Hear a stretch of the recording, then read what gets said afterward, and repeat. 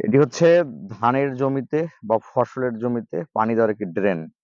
আপনারা যেটা দেখছেন যে এই ড্রেনের যে ফাঁকা জায়গাটুকু রয়েছে উপরে, এটি কৃষক কিভাবে ব্যবহার করেছে আপনাদের এটি দেখাবো। আপনারা দেখছেন যে কৃষক এই জমিতে এই ড্রেনের উপরে ঝিঙ্গা লাগিয়েছে। আসলে অভিনব এর একটা ব্যাপার বলবো যে অপরিত্যক্ত জায়গাও বলা যাবে না, যে ব্যবহৃত জায়গাতে কৃষক আবারও ব্যবহার করেছে। ঝিঙ্গা লাগিয়েছে। এই ঝিঙ্গাতে তার পরিবারের সবজির চাহিদা পূরণ হচ্ছে। অনেক ঝিঙ্গা আছে। পানির কারণে দেখাতে পাচ্ছি না। আপনারাও চাইলে এই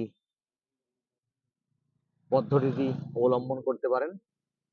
আশা করছি এতে আপনার পারিবারিক সবজির চাহিদা পূরণ হবে।